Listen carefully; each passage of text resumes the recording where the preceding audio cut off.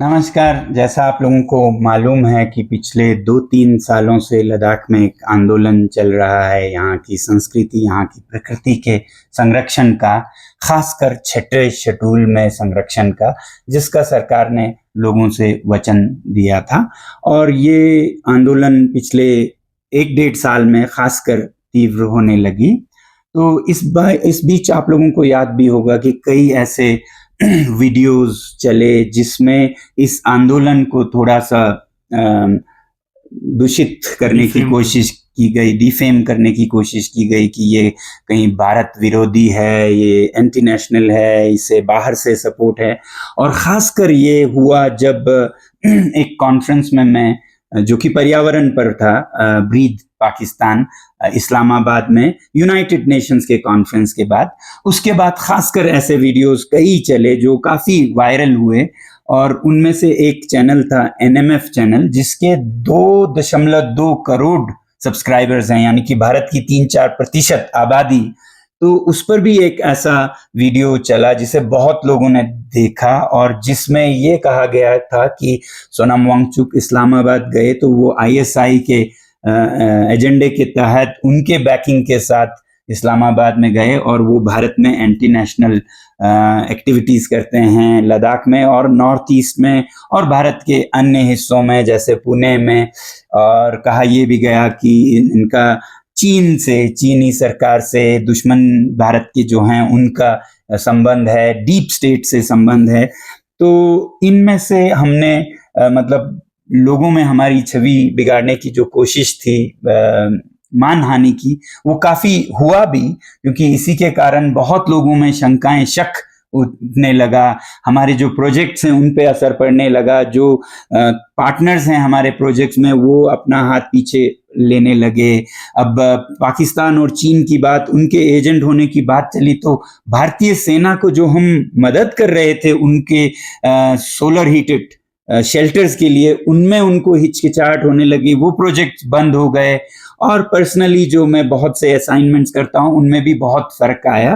तो इन चीजों को देखते हुए हमने उस चैनल में जो जर्नलिस्ट इस तरह के वीडियो कर रहे थे, हमें नहीं पता था वो कर रहे थे, उनसे करवाया जा रहा था, तो हमने एक मानहानि का, डेफेमेशन का केस किया और वो केस ले के कोर्ट में किया। तो उस हिसाब से फिर पंकज प्रसून जी, जो कि जर्नलिस्ट थे जिन्होंने इस तरह का 2 वीडियो चलाए थे, तो उन्होंने भी अपनी गलती एहसास की कि ये शायद ऐसा नहीं था, गलत हुआ।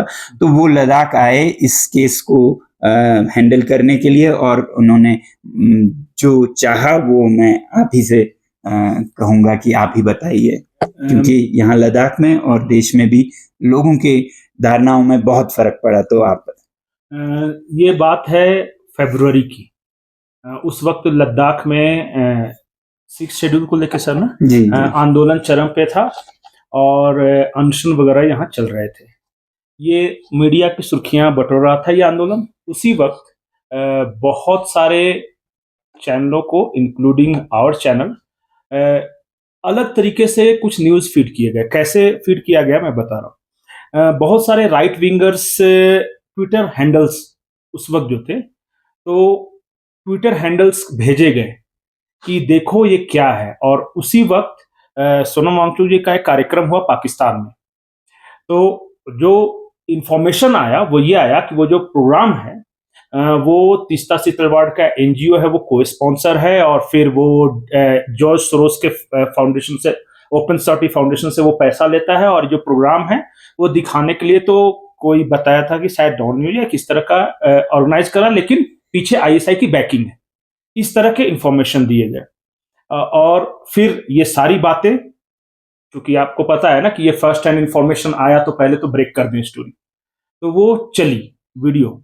और उन ट्विटर लिंक्स के आधार पे जब ये वीडियो चली तो बाद में हमारा वीडियो वायरल भी हुआ उसमें, क्योंकि एक ऐसा आदमी जिसकी छवि आज तक बहुत अच्छी है, अचानक उसके बारे में कोई ऐसी इंफॉर्मेशन मिल जाती है कि अरे वो तो इस तरह का नहीं है, वो देखो कुछ डिफरेंट है।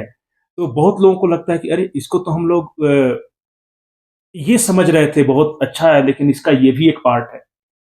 तो वो एक क्यूरियोसिटी की वजह से वो वीडियो चल जाती है, इस तरह की वीडियो है। और इसी तरह एक विच हंटिंग चल रहा है अलग अलग इसमें। तो इनके साथ खैर ये जो हुआ, जब वो खबर चली और तो उसमें जो बताया, जो वीडियो में मैं ही था प्रेजेंटर, उसमें बताया कि सोनम वांगचुक जो गए हैं, वो कार्यक्रम जो है वो बैकिंग से आईएसआई फंड कर रहा है और जॉर्ज सोरोस की संस्था है, उसका कहीं ना कहीं पैसा लगा हुआ है।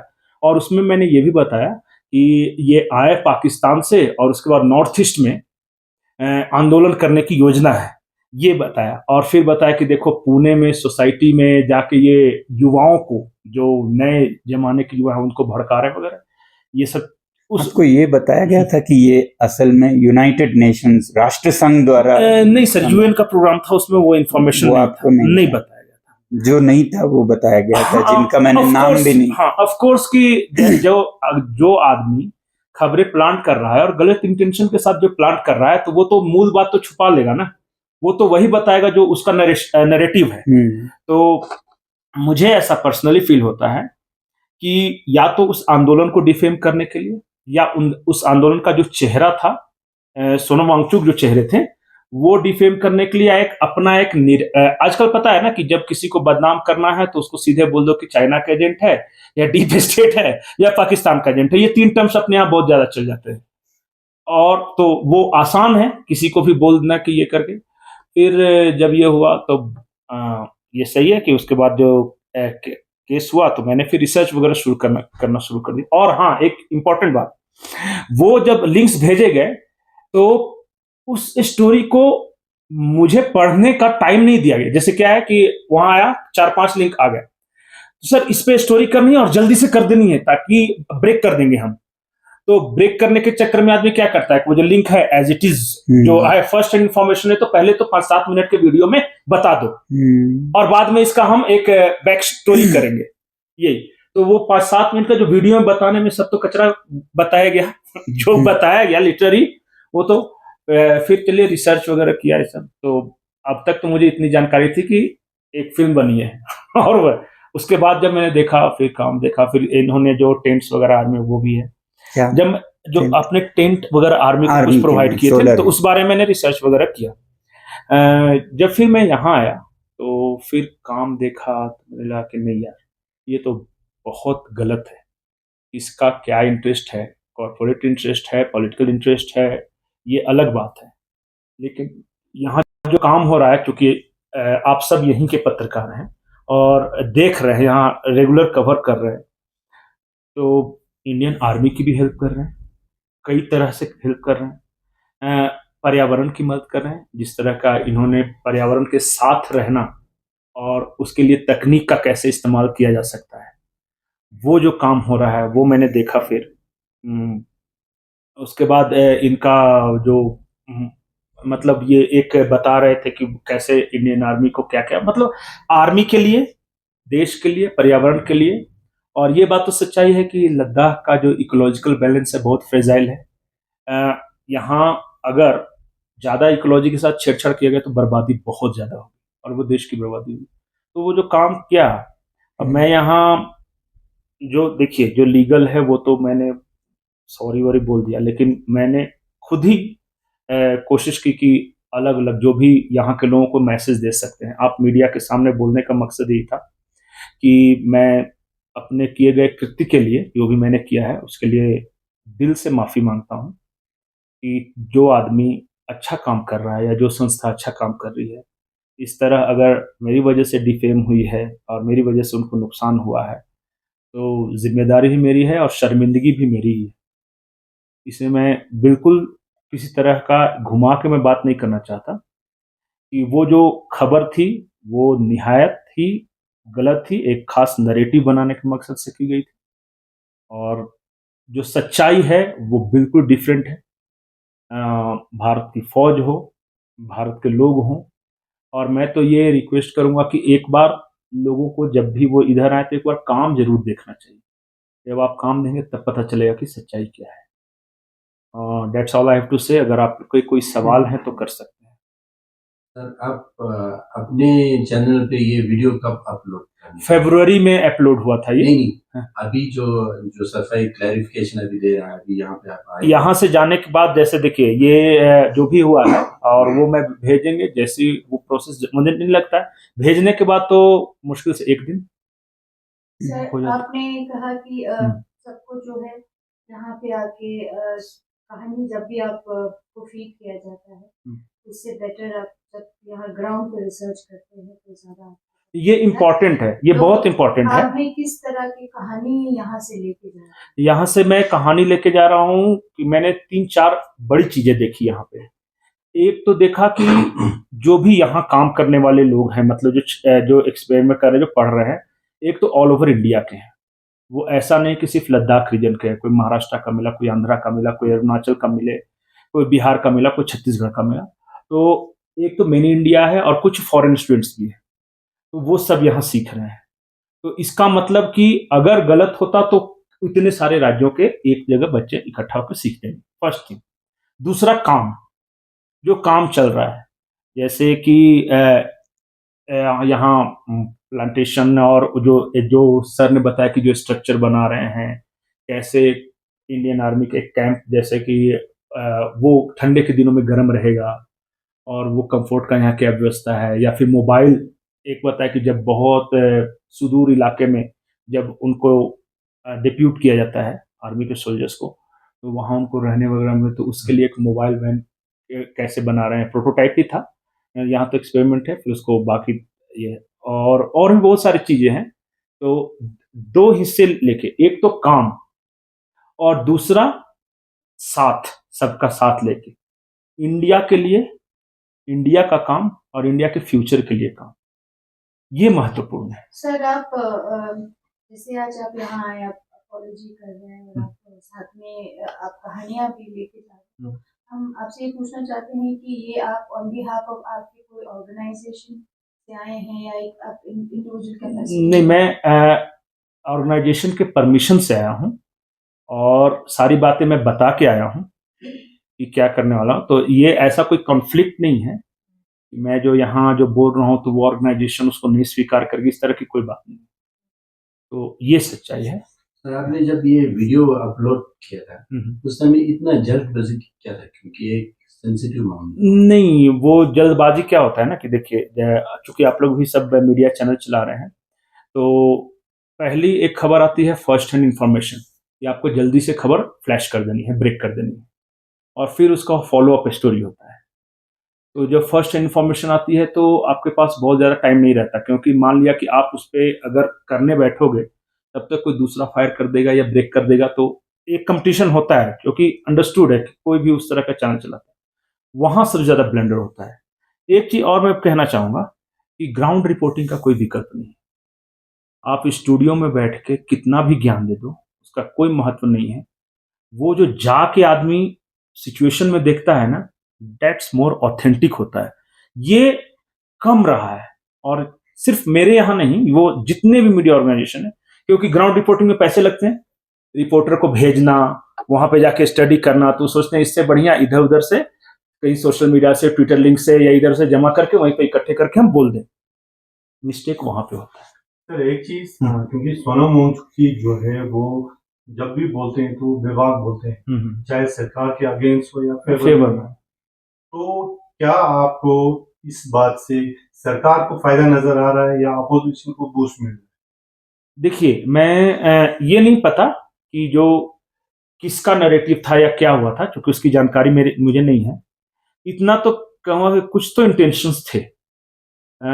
एहसास होता है, एज ए जर्नलिस्ट एहसास होता है कि वो पॉलिटिकल थे, बिजनेस थे, ये मैं नहीं बता सकता, लेकिन कोई आदमी बेफिजूल का या बिना मतलब का कोई नैरेटिव क्यों प्लांट करना चाहेगा? कुछ तो उसके मतलब होंगे ना, कुछ तो उसके दिल में तो कुछ होगा कि ये हो जाएगा और ऐसा बदनाम हो जाएगा तो मुझे ये फायदा होगा। तो ये तो है ना वो सच्चाई, वो तो होता ही है। नहीं, यहाँ पर क्वेश्चन ये मार्क हो रहा है सर कि कहीं से भी कुछ आए, कुछ तो हम नहीं डाल सकते। नहीं, कुछ भी नहीं डालते, कुछ भी नहीं डालते। आए तो उसका थोड़ा जांच पड़ताल होगा, कहाँ से आया, क्या इंटेंशन है, तब इसका रिएक्शन क्या होगा। तो यहाँ पर अभी आपने अच्छा, एक बात मैं आपको और आसान कर देता हूँ क्वेश्चन। अभी ऑपरेशन सिंदूर हुआ, बहुत सारे चांस चला है कि हमने कराची कब्जा कर लिया किया कि नहीं। और भी चलिए, तो इंटरनेशनल इशू हो गया, देशभक्त का इशू हो गया। कल को जाके सीधे बहुत सारे चांस ये चला है कि नहीं कि राहुल गांधी विदेश जाते हैं, किससे मिलते हैं, क्या करते हैं। अब आप कहिएगा कि क्या उन्होंने रिसर्च किया, क्या कराची पर कब्जे का रिसर्च किया? ये गलती हो रही है, गलत है, लेकिन रेस है ना, वो रैट रेस, कि अगर एक ने कह दिया कि लाहौर में बम गिरा तो दूसरा कह दिया कि कराची बंदरगाह कब्जा कर लिया। ये चल रहा है, और इस चीज को सिर्फ पर्सनली पंकज कुसुम को नहीं, एज ए होल सोचना होगा कि मिस इन्फॉर्मेशन का भी एक उतना ही बड़ा बाजार है जितना इंफॉर्मेशन का है। और खास करके देखिए, अब तो पहले तो ठीक थे कि कुछ चैनल्स थे, ऑथेंटिक थे, उस पर सरकार का। अब ये जो सोशल मीडिया आया है ना, हर फेसबुक और ट्विटर, जिसको जो मर्जी डाल रहा है, और आने वाले वक्त में ये बहुत बड़ा प्रॉब्लम होने वाला है, बहुत बड़ा प्रॉब्लम होने वाला है। क्योंकि मैं आपको बता रहा हूं कि आप जो न्यूज चैनल्स वगैरह जो भी देखते हैं यहाँ, उसमें से प्राइमरी सोर्स ऑफ इंफॉर्मेशन अब सोशल मीडिया को बना लिया है बहुत सारे लोग। मैं ये बताऊं कि ऐसे वीडियोस कई चले और इन्होंने चलाया, हमें इन पे कोई गुस्सा या नाराजगी नहीं लगी, मगर हमने ये सोचा कि एक मैसेज जाना चाहिए कि ये मंजूर नहीं है सोसाइटी को कि किसी के आप चरित्र को चरित्र हनन कर दें, नहीं कर सकते ना। तो इसलिए हमने ये एक डेफेमेशन केस किया। और भारत में अगर ऐसे पत्रकारिता है तो दूसरी तरफ एक न्याय का प्रणाली भी है जो हमारे हाथ में है, तो हमने उसी का सहारा लिया। और फिर न्याय ने तो अपना काम करना था, अगर काम करता तो जेल होता, तो इनके सामने जेल या एहसास था, और हम नहीं चाहते थे कि कोई जेल जाए उससे कुछ। अगर एहसास सबसे बड़ी बात है, बल्कि जेल भी इसलिए भेजते हैं कि उनके सोच में सुधार हो।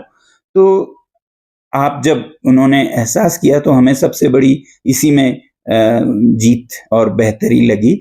मगर मैं ये बताऊं कि जब ये यहाँ आ रहे थे तो ये पूछ रहे थे कि कहीं वो हमें मारेंगे तो नहीं, वो मैं बताता हूँ सर। तो इस तरह से आए। मैं आपसे ही पूछूंगा, आपको क्या लगा, कैसा लगा, और बाकी जर्नलिस्ट को आप भारत में भी क्या संदेश देंगे? इससे पहले मेरा क्वेश्चन ये कर देते हैं। ये क्या हुआ कि जब मुझे लेह आना था तो बहुत सारे लोगों ने कहा कि अरे वहां तो मत जाओ। मैंने कहा यार, इतना बड़ा आदमी है, वो थोड़ी ना कुछ इतना गलत करे। अरे वो नहीं करेंगे तो हो सकता है उनके कोई सपोर्टर पकड़ ले, किडनैप कर ले, मार ले ये इस तरह के बताए। फिर एक सजेशन है कि अकेले मत जाओ।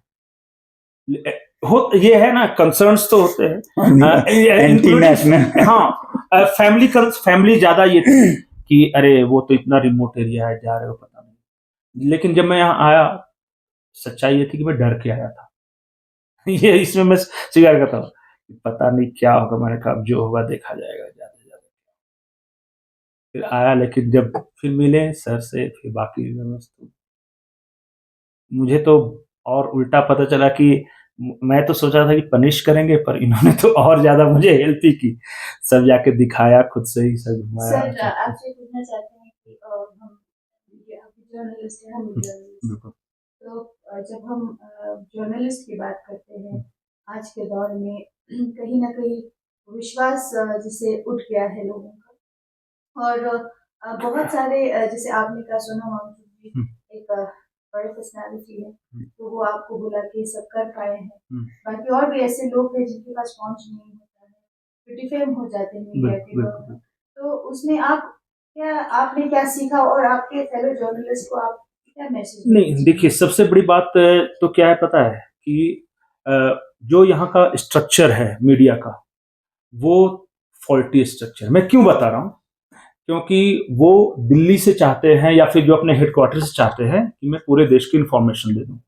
वो कहते हैं कि हमारे पास हर जगह रखने के लिए रिपोर्टर नहीं है। तो जब रिपोर्टर आपके पास नहीं रहेंगे, उसका ग्राउंड इंफॉर्मेशन नहीं मिल रहेगा, तो फिर आप प्रेजेंट क्या करोगे? इसका मतलब आप किसी न किसी से इंफॉर्मेशन लोगे, जो कि सड़ा हुआ इंफॉर्मेशन होगा, उसके नैरेटिव के अनुसार होगा इंफॉर्मेशन। तो एक तो पहली मिस्टेक ये है। हायर एंड फायर सिस्टम है। हर जर्नलिस्ट जो बड़े ऑर्गेनाइजेशन में काम कर रहा है वो आज डरा हुआ है कि मेरे से कोई गलती ना हो जाए कि मेरी नौकरी चली जाए। ये बहुत बड़ा इशू है। वो फिर कुछ भी करवाते हैं ना उससे। मैं सपोज कि मैं एक एम्प्लॉय हूं कहीं का, और मुझे बोला गया कि चलो एक खबर चलाओ कि जिसमें भारत की बर्बादी के लिए फलाने फलाने लोग शामिल हैं। मुझे पता है कि शामिल है या नहीं है, बट क्योंकि बॉस का ऑर्डर है, मैं नहीं करूंगा तो कोई दूसरा एम्प्लॉय कर लेगा और कल को मेरी नौकरी, ये हो रहा है। तो जर्नलिस्ट अंडर प्रेशर, ये एक आर्टिकल आनी चाहिए कि एक आम जर्नलिस्ट पे क्या प्रेशर है। अगर जितने छोटे ऑर्गेनाइजेशन है तो कम है, बड़े ऑर्गेनाइजेशन है तो ज्यादा है। आप सुनते हो कि 100 को निकाल दिया, 150 को नौकरी निकाल दिया, लेकिन कभी सुना कि वो 150 का हुआ क्या? वो कहाँ किस तरह से जिंदगी जी रहे हैं? तो इनसिक्योरिटी की वजह से जानते हुए भी एक जर्नलिस्ट को पता है, लेकिन आज जो है ना, मीडिया ऑर्गेनाइजेशन का कमांड बिजनेस हाउसेस के हाथ में आ गया है। जब तक इस देश में एडिटर्स न्यूज़पेपर चलाते थे तब तक कुछ सिद्धांत थे। अब जब बिजनेसमैन चलाने लगे तो देख ही रहे हैं। और एक तो वो, और दूसरा आया है ये सोशल मीडिया। ये दोधारी तलवार है, शेर की सवारी है। जब तक आप उस पे हैं तब तक तो बड़ा मजा आ रहा है, लेकिन कभी वो आपको पटकेगा। और हर किस देखिएगा, आने वाले वक्त में आप सब हैं और मैं भी हूं। सोशल मीडिया की वजह से हर इंसान एक न एक बार संकट में आएगा। वो इमोशनली चार्ज होकर कभी कुछ लिख दिया, कभी कोई पॉलिटिकल नैरेटिव के बारे में लिख दिया, कभी आपने कुछ ऐसा लिखा जो दूसरे को बुरा लगा। हो सकता है वो सही हो। मान लिया कि आपने एक लिखा कि 6 शेड्यूल ठीक चीज है, लेकिन हो सकता है कि दिल्ली में बैठे हुए कुछ लोगों को पसंद ना आए, उसमें भी आप मुसीबत में फंस सकते हैं। ये सच्चाई है। और इस सच्चाई, देखिए, स्वीकार करने में ये नहीं है। आज मान लिया कि पंकज कुसुम ना करता, कोई दूसरा करता, किसी और से करवाया जाता, पर करवाया जरूर जाता। और ये है, क्या होगा? कितने जर्नलिस्ट की नौकरी गई, कितने जर्नलिस्ट जेल में चले गए। मैं आपको सटीक उदाहरण बताता हूं। उत्तर प्रदेश में एक पत्रकार था, गरीबों को नमक बांटा जा रहा था। उसने एक खबर चलाई कि गरीबों को जो नमक बांटा जा रहा है उसमें फेयर नहीं है। ये एक लोकल थाने का एसएचओ उठा के उसको मारता है और जेल में डाल देता है। बेल कराने के लिए उसका परिवार परेशान रहता है, लेकिन प्रशासन का यह कहना था कि चूंकि उसने हमारे अगेंस्ट स्टोरी चलाई तो रिलीज नहीं। अब बताइए जर्नलिस्ट क्या करेगा? आप बताओ। ये कहना चाहूंगा कि लीगल एक्शन सभी को, सिटीजन्स को, जर्नलिस्ट को, भारत की संविधान जो देती है उसका हमें ज्ञान होना चाहिए, उसका हमें सहारा लेना चाहिए। और जैसे इस केस में 2 केसेस किए गए, एक क्रिमिनल और एक सिविल। क्रिमिनल केस में अभी ये अब दिल से माफी मांग रहे हैं, तो हम नहीं चाहते कि इन पे कोई बुरा वक्त आए, एहसास होना बड़ी बात है। दूसरा, जो सिविल केस है उसमें कॉम्पनसेशन मांगते हैं।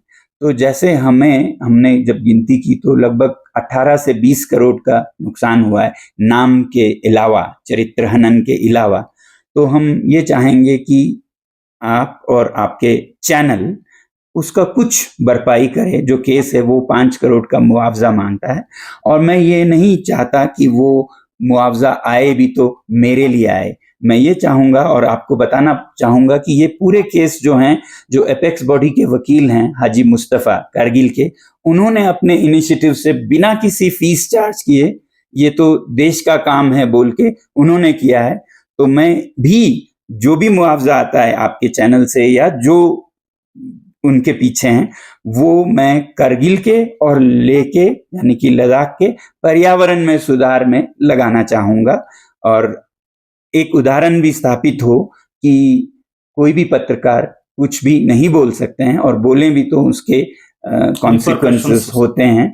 मैं नहीं चाहूंगा कि सारे कॉन्सिक्वेंसेस इन पे आए, क्योंकि इनकी गलती इतना है कि वो चेहरा बन के आगे आए, पीछे जो हैं उन पे आए। और ये हम चाहेंगे कि हम संविधान का सहारा लें। तो इनका मैं बहुत बहुत धन्यवाद करना चाहूंगा कि गलती हर एक से होती है, उसका एहसास होना बड़ी बात है। तो यहाँ आया और उनको हमने बहुत प्यार से सिर्फ इनका इस माफी स्वीकार नहीं किया, बल्कि इनको सच्चाई क्या है वो दिखाया, और वो सच्चाई हम चाहेंगे पूरे भारत में दिखाएं कि सब में तसल्ली हो और खुशी हो कि लद्दाख क्या है, हाँ। लेह हो, कारगिल हो, कितने देशभक्त हैं लोग, ये आप समझें। डेफिनेटली ये इस आश्वासन के साथ जा रहा हूँ कि सर का जो काम है वो दिखाएंगे और जरूर दिखाएंगे।